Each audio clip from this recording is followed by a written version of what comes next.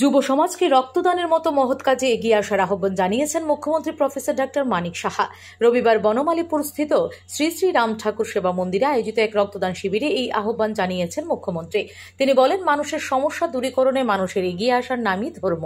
রবিবার শ্রী শ্রী রাম ঠাকুরের কৈবল্য ধামের চতুর্থ মহন্ত মহারাজ শ্রীমৎ ভবতোষ বন্দ্যোপাধ্যায়ের তিরোধান দিবস। এই উপলক্ষে এদিন রাজধানীর বনমালীপুরের শ্রী শ্রী রাম ঠাকুর সেবা মন্দিরে এক রক্তদান শিবিরের আয়োজন করা হয়। এই রক্তদান শিবিরের উদ্বোধন করেন রাজ্যের মুখ্যমন্ত্রী প্রফেসর ডক্টর মানিক সাহা।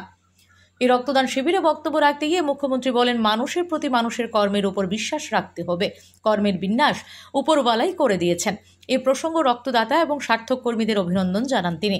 ধর্ম সম্পর্কে মতামত ব্যক্ত করতে গিয়ে মুখ্যমন্ত্রী বলেন, ধর্ম হচ্ছে মানুষের হৃদয়ের সাথে অন্য মানুষের হৃদয়ের মিলন। এই মিলনকে আলোক রশ্মির মতো একত্রিত করতে হবে। মুখ্যমন্ত্রী আরও বলেন, রক্তদান একটি মহৎ দান। এই মহৎ কাজে যুব সমাজকে এগিয়ে আসার আহ্বান জানান তিনি।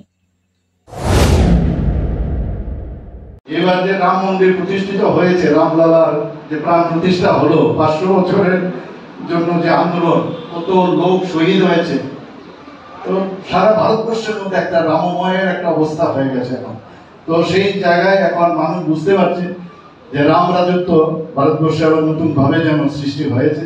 অর্থাৎ রাম রাজত্ব আমরা কেন বলি, কথায় আমরা বলি, অর্থাৎ যে রাম রাজত্বের সময় আমরা তো দেখিনি যে সেখানে আইনের শাসন ছিল, সেখানে মানুষ যখনই কোনো সমস্যায় হতো তখন হয়তো সেখানে গিয়ে তার রেজাল্ট ওরিয়েন্টেড তার পেত। সেই কারণে আবার ভারতবর্ষকে একটা জায়গায় যখন আসছে আমরা সবাই মিলে সেই bureau report S Bharat live 24 hours.